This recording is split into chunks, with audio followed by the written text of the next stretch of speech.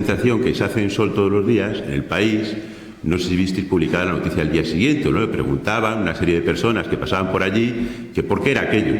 Entonces había quien decía, bueno, pues no hay derecho que estas personas tengan a sus familiares enterrados en la fosa, pero había un muchacho joven que decía que, bueno, que habiendo tanto paro, que bueno, que eso pues, que le parecía absurdo que estuviéramos con ese tipo de cosas.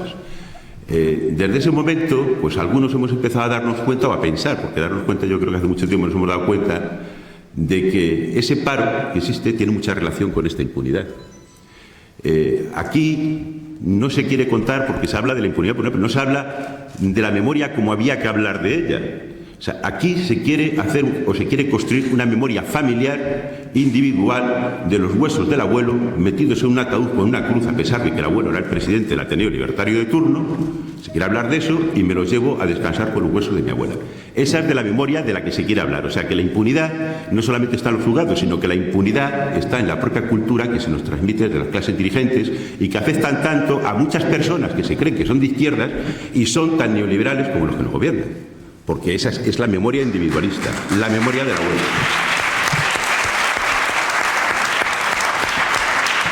Esa memoria nos está llevando a una situación en la que, como rescatamos los restos del abuelo, los meto en ese ataúd con la cruz y los llevo a enterrar bajo otra cruz en un cementerio católico, a ser posible, le doy una misa, a pesar de que el abuelo era alcalde republicano y además seguramente presidente de una asociación laica de la época en el pueblo, de un Ateneo republicano también, a una situación en la que no se comprende que quien mató al abuelo, que quien estaba detrás de los fusiles, que quien armó de armas, quien puso las armas en la mano de los generales fascistas, no era ni más ni menos que el gran capital, las grandes oligarquías económicas de la época, cuyos herederos hoy en día son los que provocan una crisis que estamos sufriendo otra vez los de siempre, incluso esos que entierran al abuelo solamente bajo una cruz sin comprender esto. Y estos jóvenes no están entendiendo que esos que nos están llevando a esta situación son los mismos que estaban detrás de aquel golpe de Estado. Cuando se habla de todo aquello, la impunidad, no solamente tenemos que hablar de la impunidad de los militares o de los policías o de los falangistas, tenemos que empezar a hablar de la impunidad de otros elementos de este país de los que no se ha hablado para nada. A mí me gustaría que se empezase a hablar de cuál fue la actuación del padre y del abuelo de Botín, por ejemplo, o de la familia March, por ejemplo. Pero me gustaría también que se hablase de la General Motors, o de la Texas Oil Company, o de la Shell, que eran compañías de países muy democráticos, que estaban también detrás de ese golpe de Estado. Y no se está hablando para nada de ello. Y esas compañías siguen hoy en día pues destruyendo países, ya vemos lo que ha transformado Irak.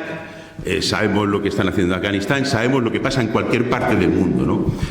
Y esa memoria es la que no se quiere contar. Y eso es impunidad. Para mí eso es impunidad también, y yo creo que debería ser impunidad para todos. El que no se cuente estas realidades, que no se cuenten estas cosas, que se dejen solo las cosas en lo que hizo el abuelo, en los huesos del abuelo, es un error muy grave. Porque hay que hablar de esa memoria que es tan importante como las demás. Y si no hablamos de estos temas, difícilmente vamos a poder solucionar los problemas de hoy en día. Y me hace mucha gracia cuando están hablando ahora, es que ahora parece que todo es la crisis. Y dice, pero bueno, vamos a ver, todo es la crisis, pero esa crisis, ¿por qué? ¿Quién? ¿Cómo? Pero si es que esto viene de mucho más atrás. Si es que si hablamos de memoria histórica, estamos hablando de todas las luchas que ha habido durante el siglo XX en el mundo. Estamos hablando de cómo el siglo XX comienza con un gran triunfo de las clases populares, con la Revolución de Octubre, en Rusia, y cómo acaba con una gran derrota, con la caída de los países del Este.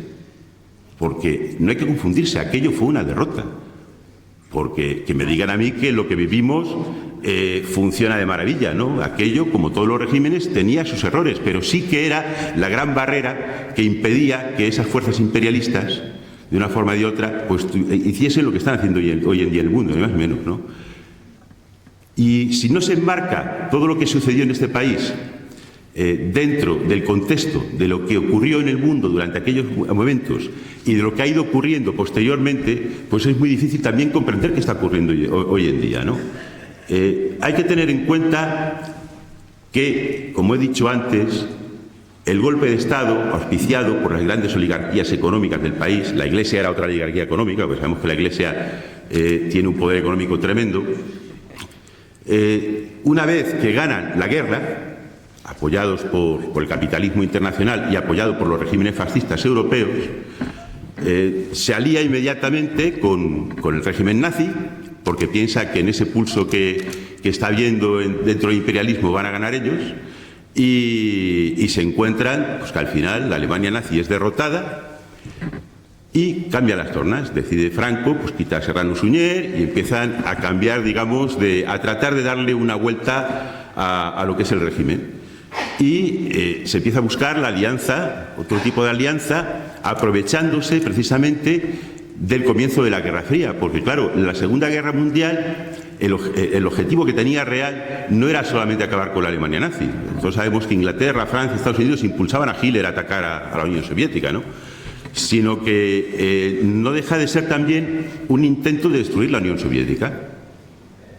Eso no se consigue, la Unión Soviética queda muy mal parada y como aquí Franco y su régimen, pues aunque cambia su aspecto, ya no quiere ser tan nazi, tan fascistoide, resulta que es un régimen anticomunista, pues se beneficia precisamente de la Guerra Fría, que comienza nada más terminar la Guerra Mundial, ¿no? Y eso hay que recordar que son las democracias occidentales las que están alimentando ese régimen.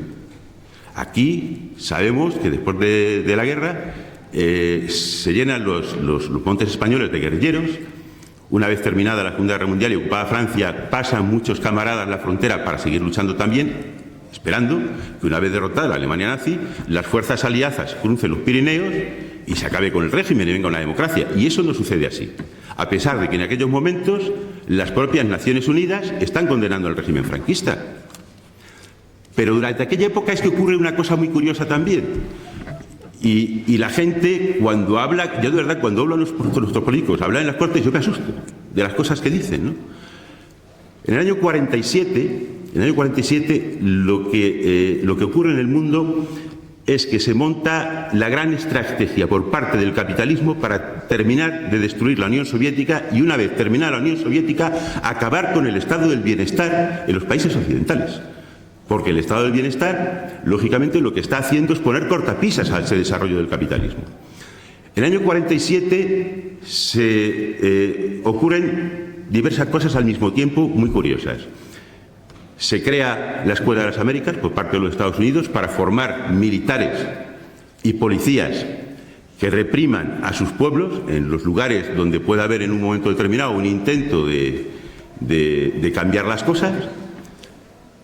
Se funda también la OTAN y se reúnen los primeros economistas al servicio del capitalismo neoliberales en Montpellerin, una reunión que el gran padre del neoliberalismo, von Hayek, impulsa. Entonces, si os fijáis, es una gran estrategia de destrucción desde todos los puntos de vista de lo que era la gran retaguardia, por muchas deficiencias que tuviera, la gran retaguardia de las clases populares mundiales, que era la Unión Soviética. Es una estrategia para destruirla.